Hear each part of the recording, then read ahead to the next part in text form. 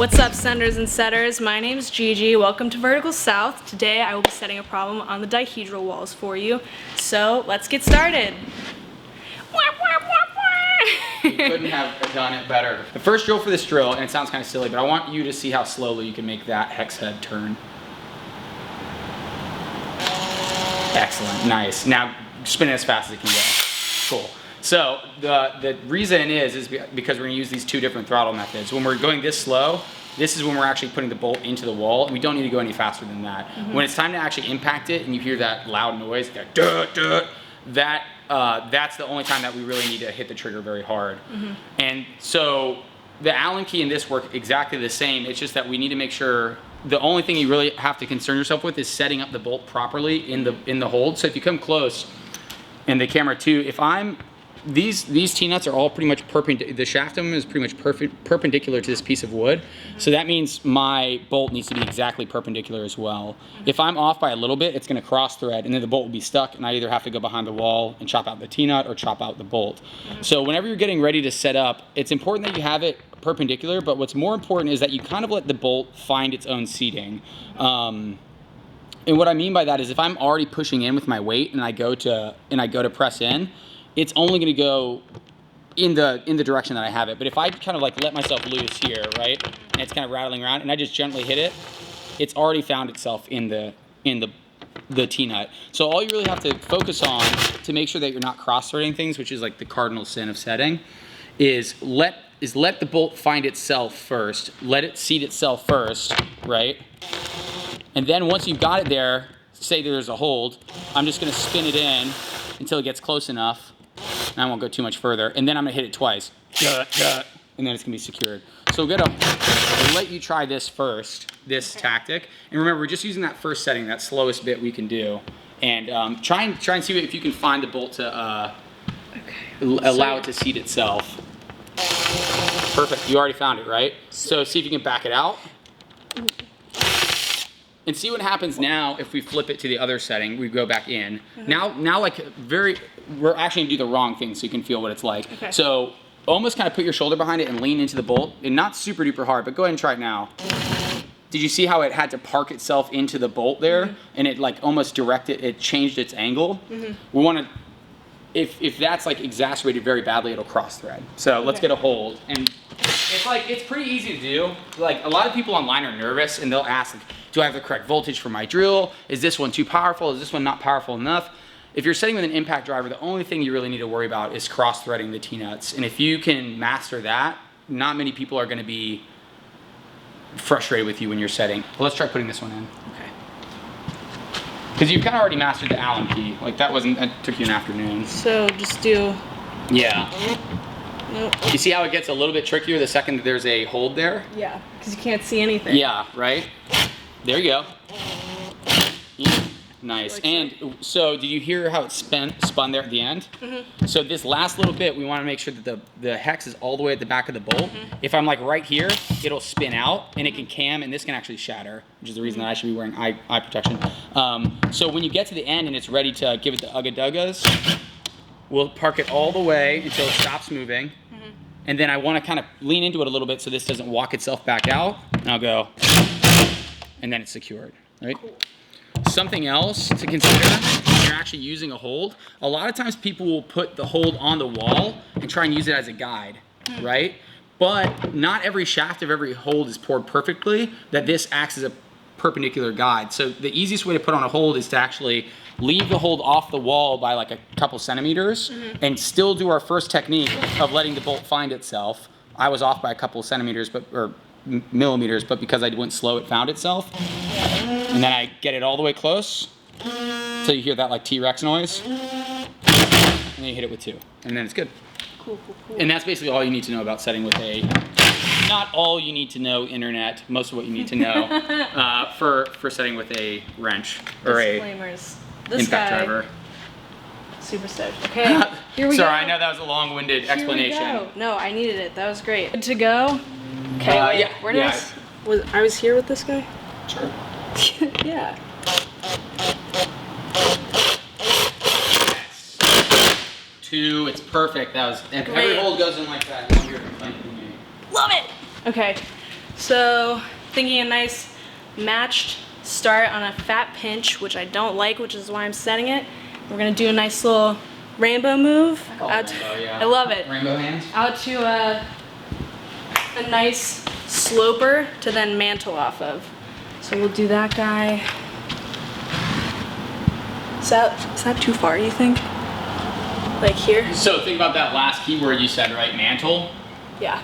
Generally when you mantle, your hand and your feet are somewhere around the same level, right? So my foot and my hand. So if you're expecting them to use that for the mantle, but the hand is up here, that's gonna be more of just a downward pull. Gotcha, so right? maybe like here, in this area. This is what I want. Does that seem reasonable? Maybe? So right there. Okay. Personally. Yeah. That's just my instinct. Setter's instinct. So remember, nice and slow, we're just using that first set. So you're saying... Nice. Okay.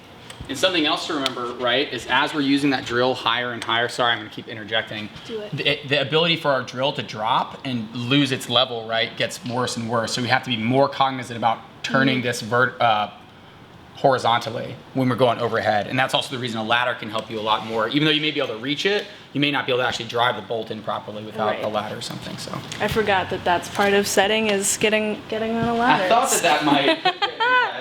It's harder than climbing actual problems. Going slow. Nope. But I feel like it's like one. I think you're actually closer than you think. If you hear it go, like it makes that impact noise before it's seated, you know you've done something improper, but until it makes that noise, keep exploring. Okay. Well said, John. Yeah, there you go. Yeah. Perfect. Okay, and then for my next one.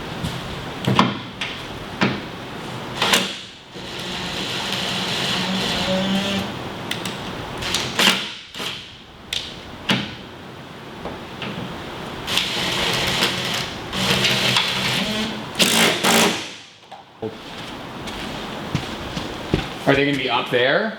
No. Or you're not going to be like this on that. It's going to be above your head, right? True. So really your head is going to be kind of around this section, probably perched on that foot, and you're just going to stand up and hit this. I think your vision was correct. I wouldn't start second guessing it now. Okay, here we go. So about like here?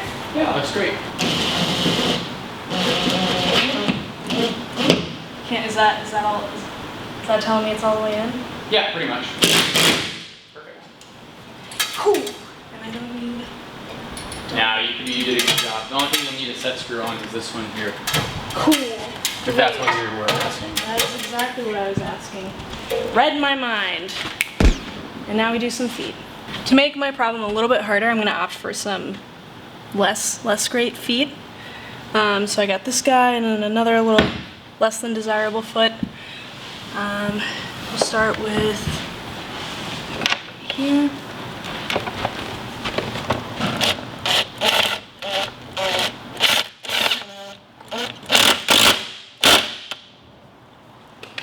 Thumbs up.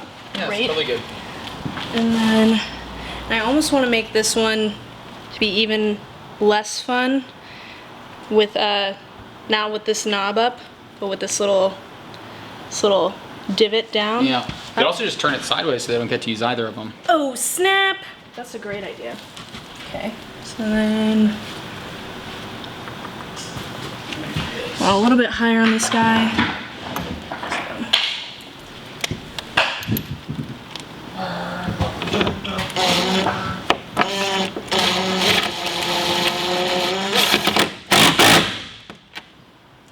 Too nice.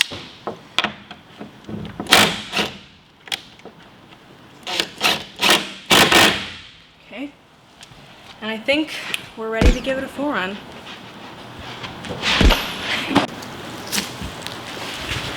Okay.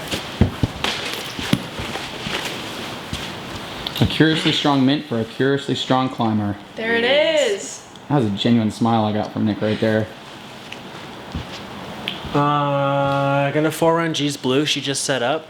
I was behind the camera while she was doing it. It looked pretty fun. I'm excited. She just said she thinks it's going to be a little softer than she anticipated. I don't know about that. For someone, I just don't see a lot of feet. That's right. I just don't see a lot of feet. That's all I'm saying. You got it, Nick. Oh, and be careful because that start hand is not set screwed. Yeah, I see that. That's cool.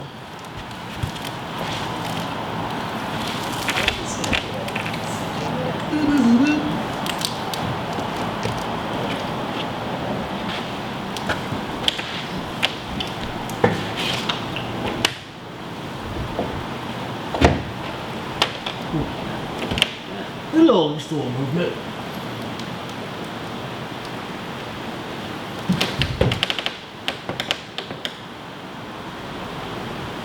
Yeah. Nice. Yes. It's good in there. It's in there real good. Was it just that start hole that was moving? Yeah. It was creaking. It wasn't moving that much. So, G, considering this is your first problem, right? Yes. And that was the first time you ever watched someone forerun your problem. Yes. How did that feel? It was exactly as I intended it to be, which is Nice. probably not going to be a recurring theme, I'm guessing, but was really stoked to see him use that thumb press like I wanted it to be used, and then fall into that nice little shelfy guy before the finish. So super Cool. stoked. 10 out of 10. All right, now Very you got to excited. climb it. Oh, I have to climb it? Okay, here we go. Here we go. That's where you learn the most. Oh, yeah, I have a feeling that I'm gonna maybe not like where the feet are. Yeah, Nick? I think you might have an easier time with those feet than Nick, but I think one part sticks out to me might be a little trickier for you than Nick. Okay. And then once you get there, I want you to tell me if you can figure out which move I'm talking about. I was just about to say it. But I won't say it. You will learn the hard way. It's gonna be great. Feeling good. It looks awesome. You've done a commendable job. Thank you.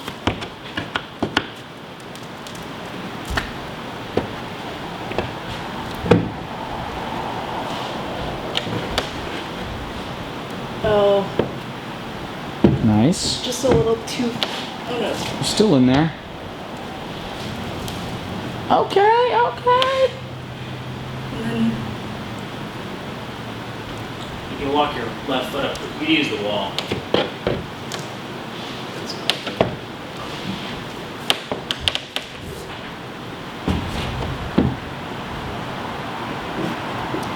so, my guess.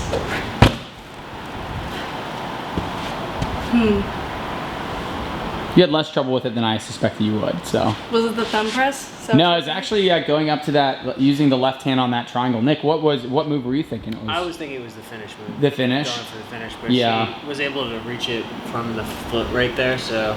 It's true. I Now, was- how do you feel if you had to jump?